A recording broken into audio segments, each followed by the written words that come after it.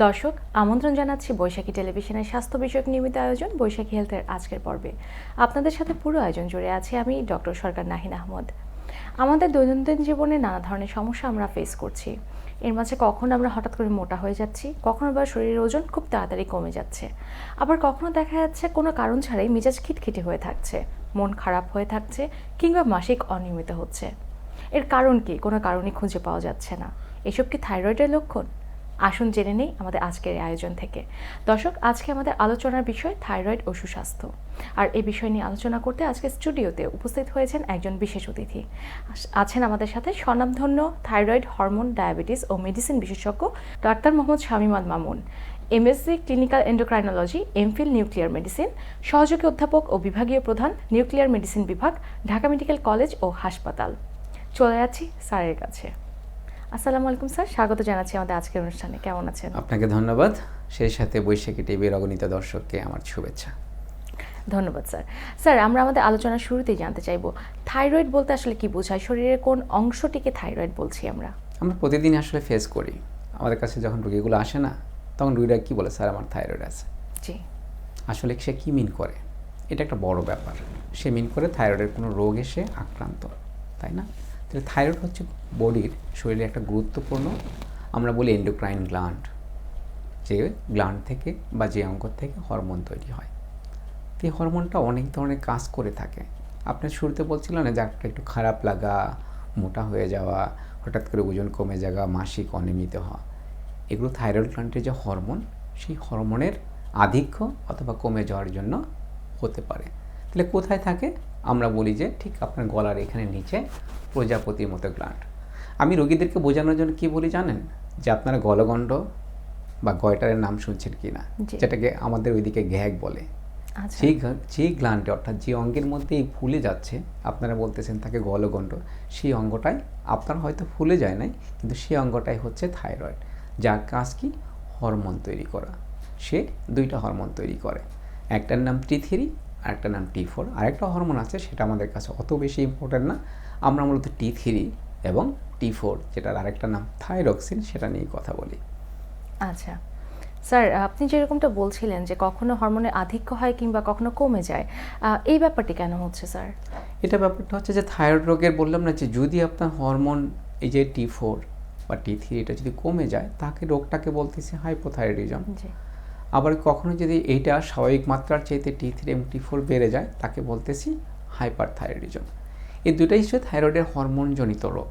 রোগীরা যখন বলে আমার থাইরয়েড আছে, আসলে এই দুটাকেই তারা মিন করে থাকে।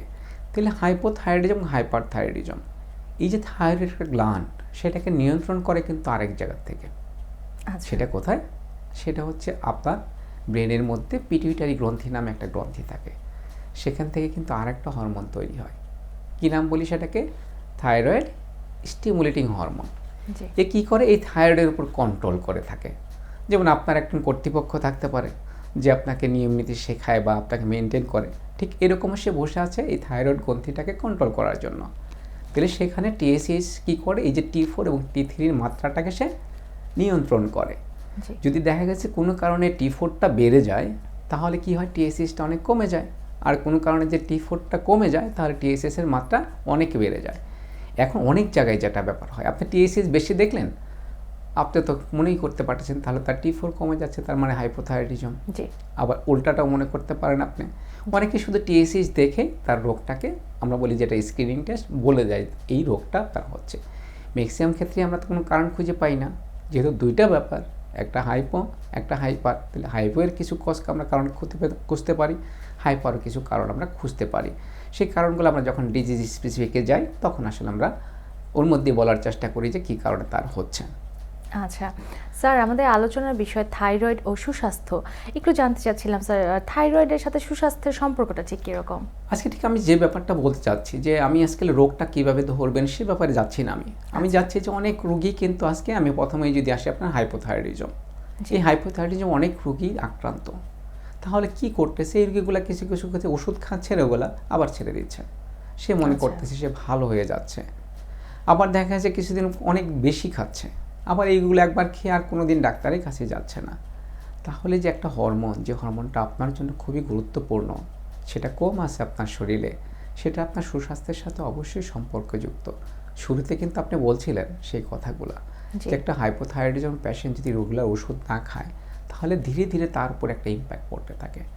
তার মেজাজটা খিটখিট হয়ে যেতে পারে, সে মোটা ছিল আরও মোটা হয়ে যেতে পারে, তার দেখা গেছে কোনো কিছুই ভালো লাগে না, সে দেখা গেছে অযথাই রেগে যায়, তার মধ্যে একটা বিষণ্ণতা কাজ করে। এই ব্যাপারগুলো একটা হাইপোথাইরয়েডিজমের রোগী নিয়মিত ওষুধ না খেলে এই ব্যাপারগুলো তার মধ্যে দেখা দেয়। তাহলে কি করতে হয়? থাইরয়েডের রোগীদের, যে হাইপোথাইরয়েডিজমের রোগীদের নিয়মিত ওষুধ খেতে হয়। নিয়মিত ওষুধ খেয়ে তার যে হরমোনের লেভেলটা, এটা একটা ভালো একটা লেভেলে সবসময় রাখতে হয়। সেটার কম হলেও আপনি যে প্রবলেমগুলো বলছিলেন সেগুলোতে ভুগতে পারেন, আবার বেশি হলেও অনেক ধরনের জটিলতা তৈরি হতে পারে। তাহলে সুস্বাস্থ্যের সাথে এটা সম্পর্কযুক্ত হলো না? অবশ্যই। আপনি থাইরয়েডে ভুগছেন, প্রপার ওষুধ খাচ্ছেন না, কিন্তু এটা তো আপনার সুস্বাস্থ্যের সাথে সম্পর্কিত, অর্থাৎ আপনাকে একটা প্রপার ডোজ মেনটেন করতে হবে। জি স্যার, আপনি হাইপোথাইরয়েডিজমের লক্ষণগুলো নিয়ে একটু কথা বললেন।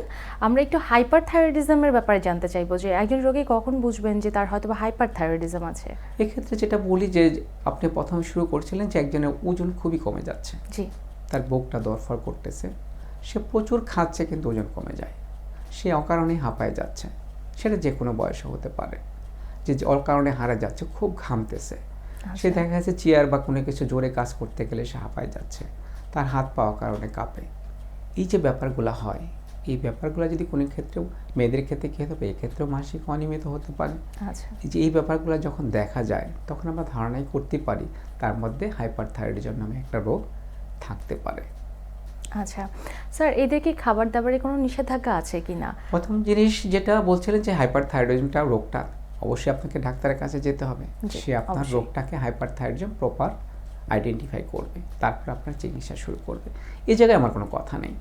এই হাইপারথাইরয়েডিজমের চিকিৎসা আসলে কতদিন করতে হয়, এটা সম্পর্কে রোগীদের একটা ভুল ধারণা আছে।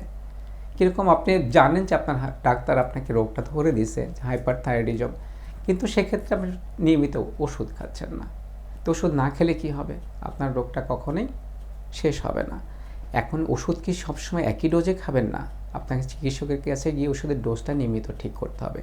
আমরা সাধারণত বলি কোনো রোগীর মিনিমাম হাইপারথাইরয়েডিজমে আক্রান্ত হলে 12 মাস থেকে 18 মাস চিকিৎসা করতে হয়। আচ্ছা, এই 18 মাস চিকিৎসার পরেও কিছু কিছু রোগীর ক্ষেত্রে কম পরিমাণে ওষুধকে অনেক সময় কন্টিনিউ করতে হয়, এটা একটা ব্যাপার। আরেকটা ব্যাপার যে ওষুধ খাওয়ার মাঝখানে যদি আপনি ওষুধ ছেড়ে দেন তাহলে পরবর্তীতে এই রোগের ক্ষেত্রে ওষুধ নাও কাজ করতে পারে। সেক্ষেত্রে হাইপারথাইরয়েডিজমের বিকল্প চিকিৎসা আছে, চিকিৎসকরা সেই বিকল্প চিকিৎসা, আমরা বলি যে রেডিও আয়োডিন থেরাপি, যেটা সেটার মাধ্যমে এই রোগীগুলোকে আমরা নিয়ন্ত্রণ করতে পারি। আরেকটা ব্যাপার, অনেক ক্ষেত্রে দেখা যাচ্ছে যে রেডিও আয়োডিনে দিতে পারি না, সেক্ষেত্রে আমরা সার্জারির দিকেও এই হাইপারথাইরয়েডিজমের ক্ষেত্রে যেতে পারি।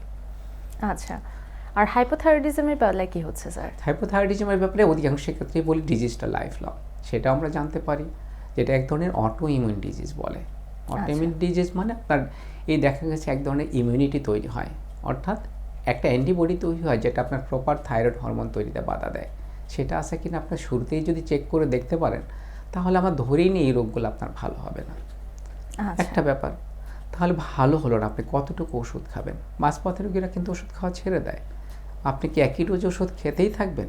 এই প্রশ্নগুলো অনেক রোগীকে আমি করি। একই ডোজে খাবেন না, তাহলে আপনি একটা কী করতে হবে, নিয়মিত বিরতিতে আপনাকে চিকিৎসকের কাছে যেতে হবে। চিকিৎসকের গিয়ে আপনার হরমোনগুলো পরীক্ষা করে দেখতে হবে যে আপনার ওষুধ কম লাগবে না বেশি লাগবে। হঠাৎ করে ছেড়ে দেওয়া যাবে না, যেহেতু আমি বলতেছি কি অধিকাংশ ক্ষেত্রেই লোকটা লাইফ লং, তাহলে রোগীগুলো ফলো আপটা করতে চায় না, যার ফলে দেখা যাচ্ছে একটা হাইপোথাইরয়েডিজমের আক্রান্ত পেশেন্ট, তার ভালো লাগতেছে না, সে হঠাৎ করে দেখা যায় সমস্যাগুলো আসতেছে কিন্তু সে ডাক্তারের কাছে যায় না। অথচ ছোট্ট একটু ওষুধ, সেটা যদি আমরা একটু অ্যাডজাস্ট করতে পারি সে কিন্তু অনেক ভালো থাকে। আচ্ছা, ধন্যবাদ স্যার এত সুন্দর আলোচনার জন্য। স্যার, সর্বশেষে দর্শকদের উদ্দেশ্যে যদি আপনার কোনো পরামর্শ থাকে কিভাবে হাইপার কিংবা হাইপোথাইরয়েডিজমের রোগীরা স্বাভাবিক এবং সুন্দর সুস্থ জীবনযাপন করতে পারে? আমার কথা একটাই, আপনার হাইপারথাইরয়েডিজম হচ্ছে আপনি চিকিৎসকের কাছে যান, আপনি চিকিৎসকের কাছে নিয়মিত পরীক্ষা করান এবং চিকিৎসক যে বার্তাটা আপনাকে দেয়, যে সব সমস্যা ইসে বলে, সেটা আপনি মেনটেন করেন, এতে আপনি ভালো থাকবেন। ওই যে বলছিলাম থাইরয়েড আর সুস্থতা দুইটা একে অপরের পরিপূরক। ধন্যবাদ স্যার আমাদের সাথে সম্পৃক্ত হওয়ার জন্য। আপনাকেও ধন্যবাদ। দর্শক, এতক্ষণ আমরা শুনছিলাম থাইরয়েডের সাথে সুস্বাস্থ্য কিভাবে জড়িত এবং থাইরয়েডের রোগীরা কিভাবে সুস্থ জীবনযাপন করতে পারবেন সে নিয়ে। আপনাদের সবার সুস্বাস্থ্য কামনা নিয়ে করে আজকের মতো বিদায় নিচ্ছি। আমি ডক্টর নাহিন। সুস্থ থাকুন, ভালো থাকুন, বৈশাখী টেলিভিশনের সাথেই থাকুন।